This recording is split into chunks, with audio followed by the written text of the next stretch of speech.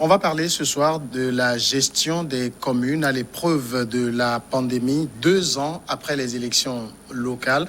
Comment est-ce que les communes s'en sortent-elles? Quelles sont les difficultés, surtout sur le plan de la gestion financière, la mise en œuvre justement des programmes au niveau de la commune? On va poser les questions au maire de la commune du Golfe 1. Nous sommes dans le Grand Lomé, Joseph Gomado. Bonsoir, monsieur Gomado. Bonsoir. Merci à vous d'être notre invité. J'ai envie de commencer par poser la question pour savoir, est-ce qu'il est aisé d'être maire par ces temps-ci?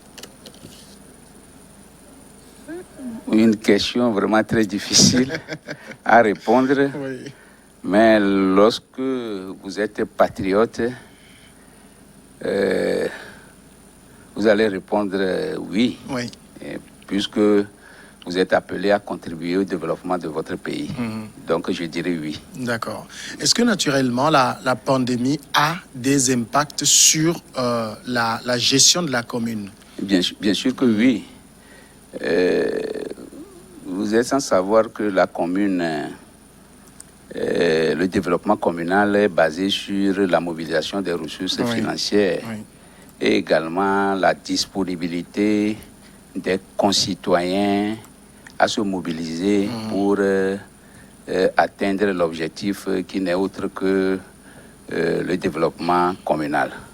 Donc avec la Covid-19, les ressources financières, du moins le processus de mobilisation a été vraiment impacté négativement par la Covid-19 et également le processus de déclenchement du développement communal a été aussi impacté puisque le développement est animé par les hommes. Oui.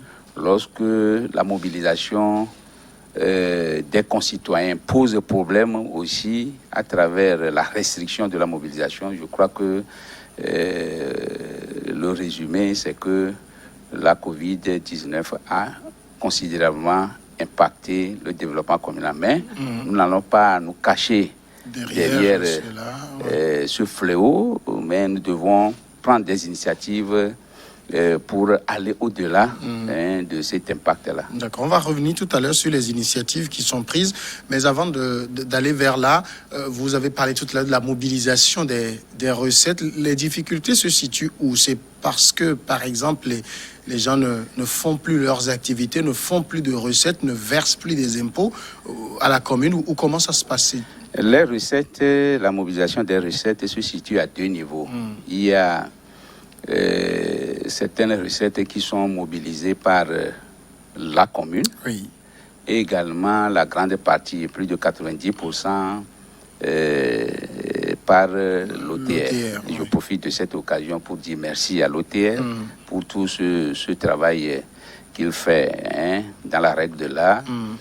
Et au début de cette pandémie, l'État aussi a pris des initiatives pour réduire certains impôts, pour ne pas, compte tenu de l'impact sur les entreprises et autres là. Donc, d'emblée de jeu, les recettes prévues ont été vraiment réduites dans leur mobilisation. Si je prends par exemple notre budget de 2020, qui était de 2,4 milliards de francs CFA, on n'est pas arrivé quand même à mobiliser ces recettes-là. Et ce qui a fait que le budget 2021 a été réduit de 200 millions de francs CFA. Pas grand-chose, hein? Oui, pas grand-chose, mais quand même, les 200 millions de francs peuvent faire beaucoup de choses dans notre commune. Donc, au niveau des recettes que nous-mêmes nous mobilisons, bon, vous êtes sans savoir que la population qui ressent l'impact, c'est difficile de les contraindre à payer les tasses. Mais bon, c'est un effort de longue haleine. On essaie toujours de les sensibiliser et à être toujours un bon citoyen du point de vue paiement fiscal. Alors, donc, c'est l'OTR qui fait la plus grande mobilisation pour vous. Moi, j'ai cru comprendre que quand l'OTR faisait son bilan pour l'année 2020, la mobilisation était quand même au-delà des espérances. Donc, normalement, ce que l'OTR vous reverse ne doit pas souffrir. Bien sûr. Parce que au début de l'année 2021, l'ETR nous a encore versé 600 millions de francs CFA sur notre budget 2020, ce qui faisait en sorte que nous avons, au début de 2021, au moins 1 milliard quelque chose. Et dans l'élaboration ou bien l'adoption de notre compte administratif de la fois passée, nous avons dit que nous avons un excédent, mais je voudrais rectifier que ce n'est pas un excédent, c'est un abus de langage, puisque avant de dire que vous avez un excédent, vous devez satisfaire les besoins, tous les besoins de votre population, au moins les investissements que vous avez prévus, vous devez les exécuter. C'est ça, avant de dire que vous avez l'excédent. Donc c'est un abus de langage que je voudrais rectifier à travers votre plateforme. Donc l'OTR, bon, comme je l'avais dit tantôt, fait vraiment un bon travail pour toutes les communes. Ce n'est pas seulement pour la commune de Golfe 1. Oui, bien évidemment. Alors, vous avez lâché tout à l'heure le mot investissement. On sait que quand il y a mobilisation au niveau de la commune, il y a deux manières de les utiliser. Vous avez le fonctionnement et vous avez les investissements. Est-ce qu'aujourd'hui, parce que le fonctionnement, ça n'impacte pas beaucoup la vie des citoyens, c'est surtout les investissements. Est-ce que vous arrivez à en faire malgré la période de crise sanitaire? Oui, en 2020, bon, il faut reconnaître nos faiblesses aussi. Il faut reconnaître nos faiblesses. En 2020, c'est vers la fin de l'année que on s'est rendu compte que 2020 tire à sa fin et qu'on s'est précipité. Et ceci, c'est dû également à la non-maîtrise de tous les outils pour pouvoir enclencher les dépenses, puisque vous ne devez pas d'un seul coup dire que vous voulez faire ceci, vous voulez faire ceci. Les dépenses doivent passer par, ou bien les investissements doivent passer par la passation de marché, dont le processus est réglementé par la loi. Donc, on ne sait pas lever très tôt, ce qui fait qu'on n'a pas pu exécuter tous nos programmes ou bien nos projets qui ont été retenus en concert avec nos concitoyens. Mais cette année, bon, on s'est levé très tôt et on a commencé. Et je crois que d'ici septembre, bon, on peut quand même dire qu'on a fini avec ces investissements-là. Alors, en termes d'investissement, qu'est-ce que vos concitoyens attendent le plus de leurs élus locaux? Bien, bon, c'est beaucoup de choses à la fois, beaucoup de choses à la fois. Si nous prenons par exemple notre zone, à la moindre pluie, les inondations, c'est des inondations. Soit bon, des ruelles ou bien des rues. Mais il faut reconnaître aussi que lorsqu'on construit dans des zones marécageuses aussi, bon, ces problèmes surviennent. Et nous, à notre niveau, ces problèmes nous dépassent.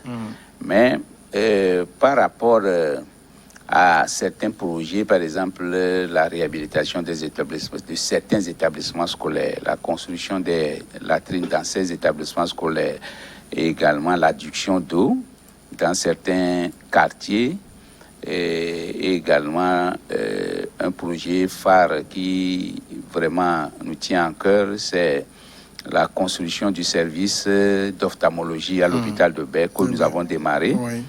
et également la construction d'un centre de santé à Klobatem, qui est un peu loin des autres quartiers. Et nous avons terminé les études et très bientôt, on va démarrer les travaux, puisque ce projet, normalement, nous l'avons budgétisé à 45 millions de francs au niveau de notre main. Et lorsque nous étions en contact avec le ministère de la Santé à travers la direction de la Santé, il s'est fait que le plan que nous avons proposé n'adhère pas aux normes établies par le ministère. Donc nous avons changé et en changeant, le coût a augmenté et s'élève à 145 millions de francs CFA. Mais nous allons faire très bientôt un collectif budgétaire et ce projet nous tient vraiment à cœur. Nous allons le réaliser cette année. Et également à Klobatem, il y a nos concitoyens qui sont là-bas souffrent énormément de l'eau potable. Et nous avons prévu également la construction d'un mini château d'eau, et que également les études sont en cours. Ce qui aussi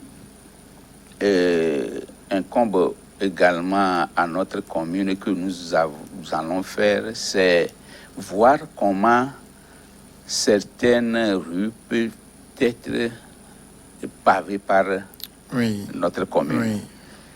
Et nous avons fait appel à un cabinet d'études qui est actuellement en œuvre. C'est que nous n'allons pas laisser demander tout à l'État. Bien sûr que l'État a programmé construire 2 routes dans notre commune et les études ont été terminées et même, je crois, le cabinet qui va contrôler les travaux aussi a été choisi par la direction des infrastructures. Donc je crois que tous ces éléments-là nous met en confiance que le processus de décentralisation est vraiment mis en œuvre dans notre pays et que nous, les premiers responsables, nous devons nous approprier de tout cet outil-là pour satisfaire les besoins de la population. Mais nous avons aussi des projets propres à la commune. Bien sûr que nous n'avons pas les moyens nécessaires. Si par exemple je prends le cas de la construction de notre siège et également la construction d'un centre commercial au niveau du marché de Djifapota. Ces 2 projets, ce sont des projets de milliards, mais nous sommes en contact avec des partenaires privés au niveau local, c'est-à-dire national, mais nous essayons d'avoir au moins un accord de principe avant d'aller vers notre ministère de tutelle, puisqu'on ne peut en aucun cas engager l'État. Quel que soit le cas, la commune, c'est l'État. On ne peut pas engager la commune sans avoir l'aval de l'État, de notre ministère de tutelle et du ministère de l'économie et des finances. Alors, tout ça, c'est quand même de très bons projets. Mais est-ce que vous êtes sûr d'être capable de mobiliser les ressources dont vous avez besoin pour le faire? Parce que tout le monde était parti quand même sur une vitesse grand V et la pandémie est venue tout arrêter. On ne sait jamais qu'est-ce qui peut encore arriver demain. Alors, comment vous anticipez les chocs éventuels qu'on aura encore? Notre démarche est simple. On sait que les ressources internes, c'est-à-dire que mobilisent à la fois l'OTR et la commune, vont servir de tremplin pour aller vers ces investisseurs privés. Après tout, ce sera des crédits. Donc, on doit s'assurer qu'avec nos fonds propres, nous pouvons quand même rembourser ces crédits-là. Donc, la pandémie, nous, particulièrement, je le prends au niveau son côté positif, et son côté positif. Bien sûr que ça a impacté vraiment négativement la vie des concitoyens, mais quand même, le côté positif, c'est d'aller toujours de l'avant en cherchant par tous les moyens, bien sûr, dans la règle de l'art et en respectant les normes, de mobiliser les investisseurs privés autour des sujets de développement communal. Est-ce que vos administrés, par exemple, c'est vrai que quand vous faites ces projets, donc il faut qu'il y ait la mobilisation des ressources qui suivent, est-ce qu'ils ne se plaignent pas d'une certaine pression fiscale? Oui, actuellement, nous sommes en train de faire le recensement du contribuable, le recensement fiscal, c'est-à-dire pour moderniser ou bien notre fichier du contribuable. Nous avons commencé depuis le 3 de ce mois et nous allons terminer fin juillet. Oui. La première phase, c'est la sensibilisation. La sensibilisation. Et nous avons subdivisé notre territoire en 6 zones. Et chaque zone, les agents recenseurs, ils vont pour sensibiliser nos concitoyens sur la conscience fiscale oui. Et que seul le développement de notre commune est basé sur les ressources internes. Donc cette sensibilisation, nos concitoyens ont relevé le fait qu'il y a l'OTR qui vient, la commune qui vient, mais quand même, il faut dissocier les choses. Et également pour les artisans. Si je prends par exemple nos femmes, les coiffeuses, les couturières, même les coiffeurs, les couturiers, là, nous avons la fois passée, à notre conseil municipal, voté une loi qui fixe de façon...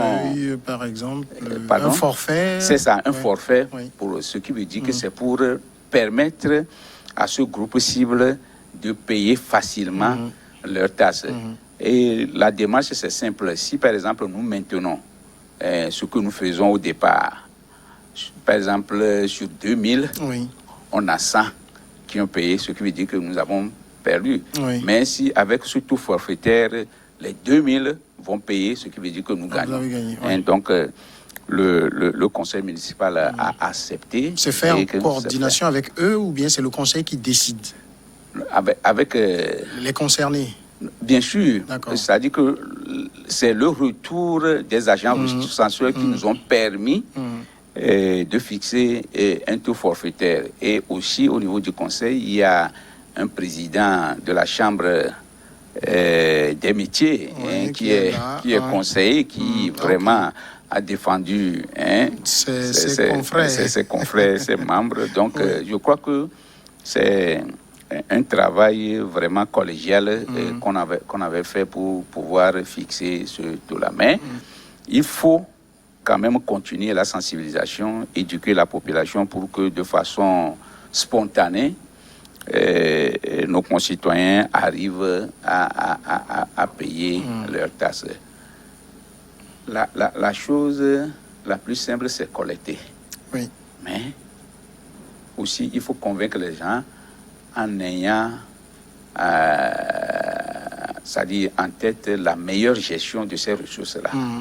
Quand vous gérez bien et que les résultats sont sur le terrain, je crois que demain, ils sont motivés à pouvoir apporter également leur pierre à la construction de notre commune. Alors, c'est vrai que, puisqu'on parle ici de la gestion de la commune à l'épreuve du Covid, une chose que le Covid a également amené avec lui, ce sont les difficultés économiques.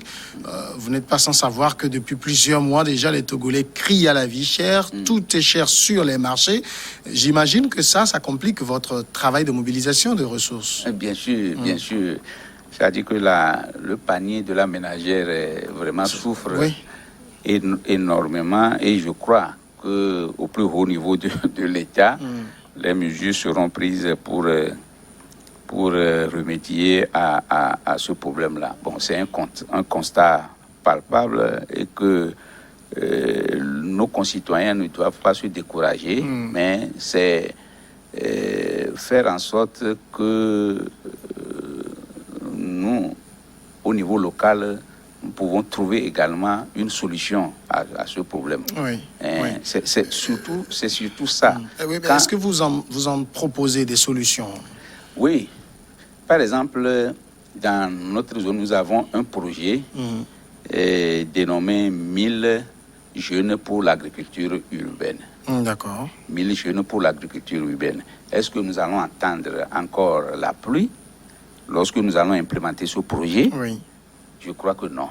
Ce qui veut dire que ce problème de vie chère, ça part par la non-disponibilité des produits céréaliers. Bien sûr, c'est ça. Parce que la pluie est rare. Donc c'est ça, quand la pluie est rare, est-ce que nous, cette situation combinée, doivent nous permettre de ne pas attendre la pluie pour faire l'agriculture. Donc c'est déjà une solution que nous devons partager avec nos jeunes. Bien sûr que nous n'allons pas mobiliser les 1000 jeunes ensemble, c'est de façon graduelle que nous allons atteindre ce niveau. Et je lance également un appel au gouvernement pour nous aider, surtout le ministère de l'Agriculture, pour la mise en œuvre de ce projet qui nous est vraiment cher et qui va créer certainement de l'emploi. Pour les jeunes de votre commune. Il y a aussi autre chose sur lequel, par exemple, on ne voit pas beaucoup les communes. C'est vrai que vous en aviez parlé tout à l'heure un tout petit peu. Je veux évoquer les jumelages.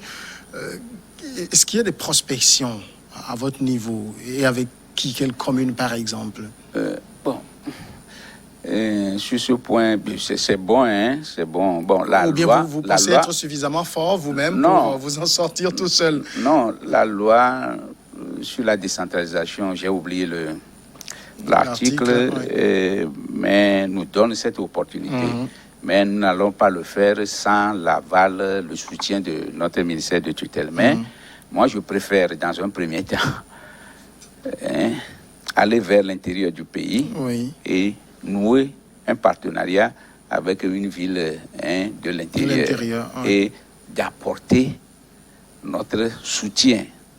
Si j'ai sillonné à maintes reprises le Togo, mais ce que nous avons comme budget ici, mais quand vous allez à l'intérieur, bon, ce n'est pas ça. Donc pourquoi? Et cette approche, ce n'est pas que la commune Golfe 1 va aller chercher à l'extérieur, c'est l'extérieur qui va venir vers nous pour implémenter, pour voir comment entre nous, commune au Togo, on s'entend pour pouvoir aller plus loin. Et qu'est-ce que nous avons besoin pour aller encore plus loin? Je crois que les communes du Nord vont nous apporter ça. Au départ, je préfère ça dans les endroits. Et j'y travaille dans ce sens-là. Une question d'ordre général, puisqu'on parle ici donc de la gestion de ces communes-là. C'est vrai que vous avez rectifié le mot, c'est-à-dire pour vous, c'est pas que vous avez des excédents, mais il y a quand même de l'argent dans la cagnotte. Aujourd'hui, de plus en plus de communes, surtout on est dans le Golfe, parlent beaucoup des déficits. De façon générale, vous pensez que c'est un problème de mauvaise gestion de la part de ces communes? Elles n'ont pas fait comme vous, par exemple, qui étaient plus prudents dans les investissements. C'est-à-dire, il faut comprendre même la gestion de nos communes. Quand vous comprenez les procédures, les garde-fous que l'État a mis en place, on ne peut pas parler de mauvaise gestion. On ne peut pas parler de mauvaise gestion. Aucun maire dans sa commune ne peut soutirer de là parce qu'il n'en a même pas. Parce que même quand l'OTR collecte, c'est au niveau du trésor. Quand nous-mêmes nous collectons, on envoie ça directement au niveau de notre trésorier. Mais comment ils peuvent faire une Mais quand ils malversation. engagent, par exemple, les communes dans des dépenses hasardeuses, ce qui creuse le déficit finalement.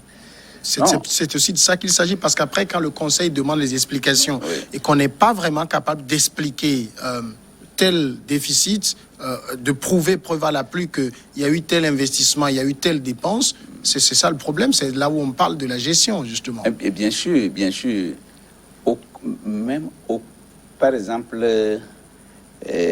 en 2020, il n'y a pas le contrôle, le service de contrôle. Oui. Bon, cette année, il y a ce service-là. Oui. Mais avant de débourser un franc en 2020, le trésorier donne l'aval. Le trésorier donne l'aval. C'est pour un projet ou bien une activité que le trésorier a pu engager, mais on peut vérifier sur le terrain. Si ça a mais été fait. Il y a des actions qui ne sont pas palpables sur le terrain. Peut-être c'est un achat d'ordinateurs et autres. Là, on peut vérifier. Ou bien c'est pour une activité, par exemple, de salubrité. Ce n'est pas palpable. Mais je doute fort qu'il y a mauvaise gestion dont parle la presse. 2 ans, en tout cas, 2 ans après, donc la mise en place des communes, il y a de l'espoir que... Oui, il y a l'espoir. Je dis souvent que c'est notre premier mandat, c'est-à-dire à travers ce mandat-là que nous devons donner une chance à la décentralisation et montrer aux autorités qu'ils ont fait un bon choix de faire la décentralisation. J'ai confiance quand même aux 117 maires et au Conseil que nous allons impacter positivement la vie de nos concitoyens et renforcer la décentralisation, pourquoi pas la démocratie à la base. Joseph Gomado, merci d'être passé répondre à nos questions. C'est moi qui vous remercie. Maire de la commune du Golfe 1, nous sommes dans le Grand Lomé. On va marquer la pause et 10 minutes après, ce sera un regard croisé.